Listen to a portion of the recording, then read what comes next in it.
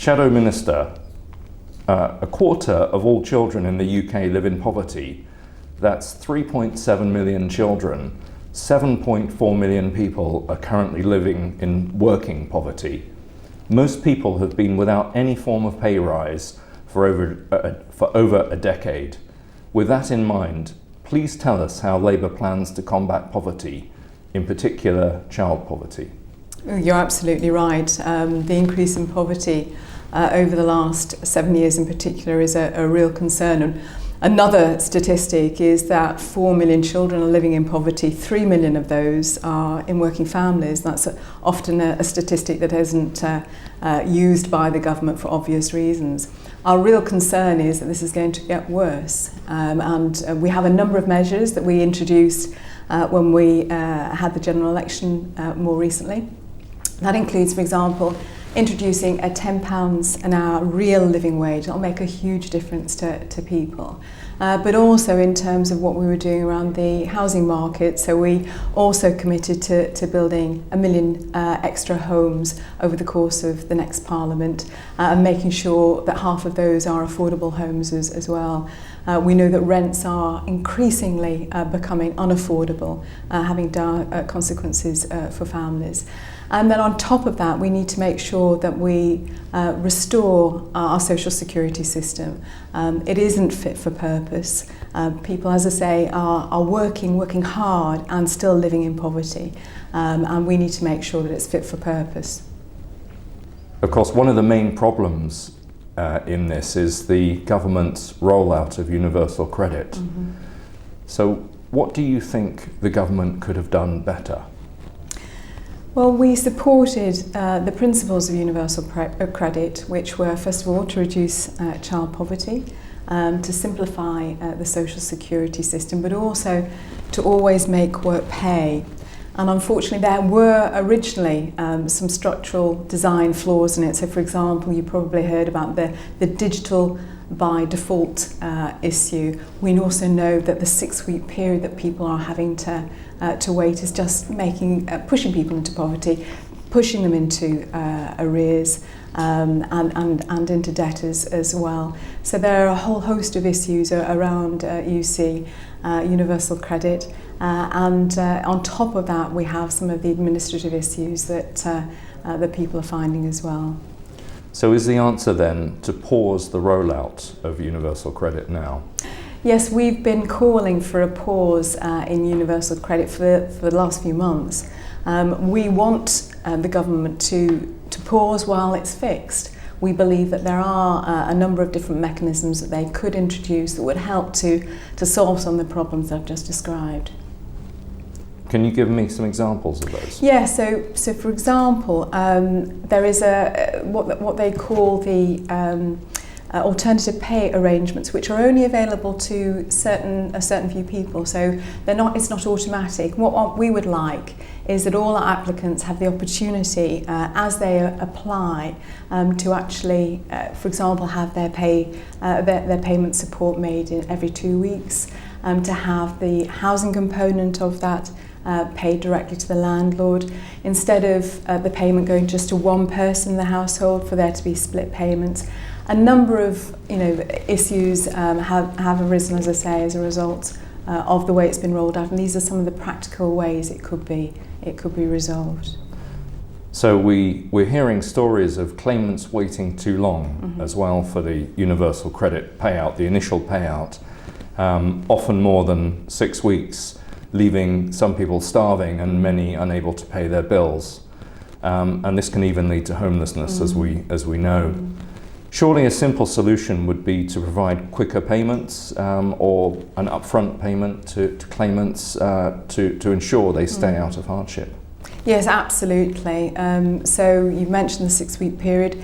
We've said that we believe that nobody should have to wait longer than 10 working days. This is part of the design flaw issues that I mentioned earlier. So we've called on the government to reduce the maximum wait down to 10 working days. And then that people should have the option if they want to be paid monthly or if they want to be paid fortnightly. So you previously mentioned that food bank usage is up by around 30%. Do you think this is a consequence of the rollout of universal credit in the way it's been done? Yes, I mean, we've seen, I think from the Trussell Trust data that's been recently produced, that they're showing in areas where full service universal credit has been rolled out, there is a 30% increase in demand of emergency food supply. So they have given direct evidence of that. But there are also other issues, other social security issues that are contributing to food bank use. It's not just UC. Do you think there's an ulterior motive in this? Do you think it's conspiracy rather than cock-up? So, for example, we've heard figures that the government aims to save £5 billion a year in the long run. Do you think that that's true?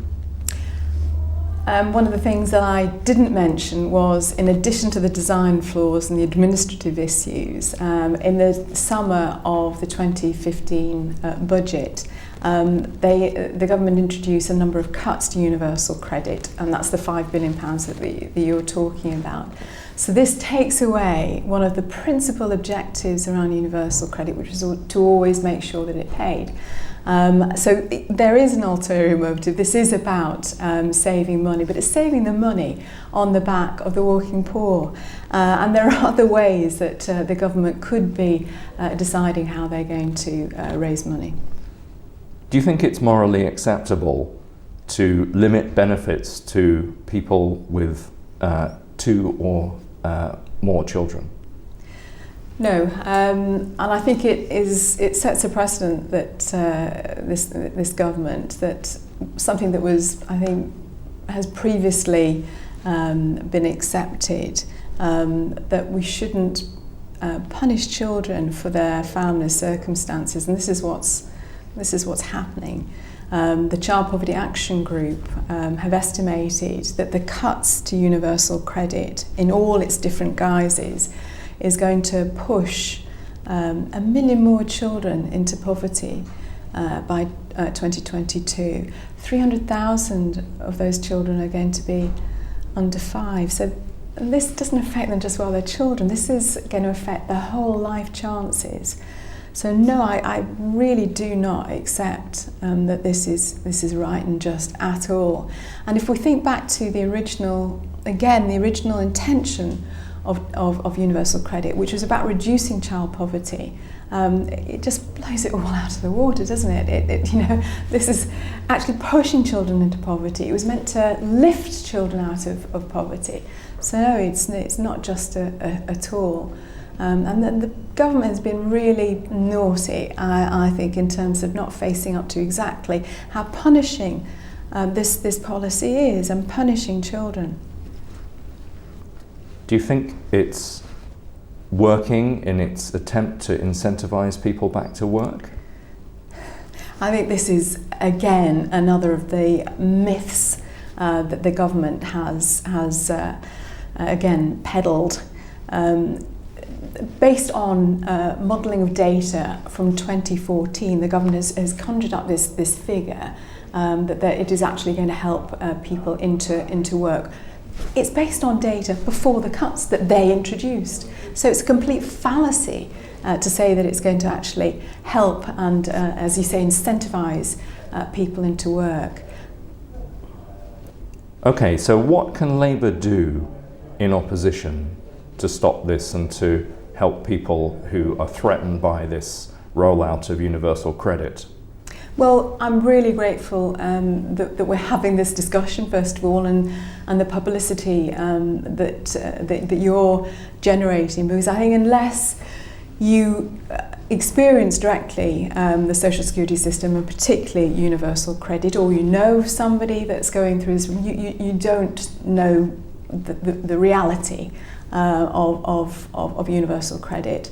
So, as I say, publicising this, getting as many people as possible to know about what's happening so that they can express their outrage. We are a fair country and we believe in fairness and natural justice, and this just is not happening. And this policy, as I say, is punishing people. There are going to be dire circumstances over the next few months if we think that currently we have about 600,000 people on universal credit. Over the winter months, they're going to more people. There's going to be nearly 1 million that are going to be put on universal credit.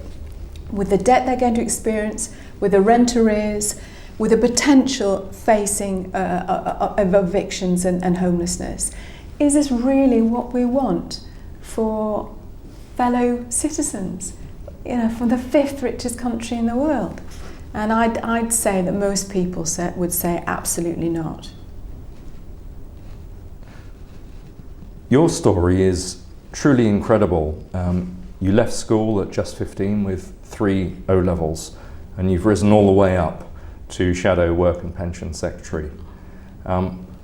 What advice would you have to yourself as a young person now, with all of your experience you've had? That's a tricky one. I think I loved learning. I didn't like school. I wanted to make a difference, always wanted to make a difference, and felt very keenly about fairness. I could think of different things in my life when I thought, that's just not right, that's just not fair, and I wanted to do something about it. And that passion, I think, has been there from whenever, from the first thoughts. So to keep going, the importance of resilience, never giving up, being the best that you can be, so in whatever way that was. So I had lots of little jobs in a kitchen, in a supermarket, waiting on tables, So be the best that you can be in whatever you do. If you love learning, and I think there's an innate ability in people to love learning. It just needs to be brought out. Then learn as much as you can, and never give up. Keep going. So that's what I tell my 16-year-old self.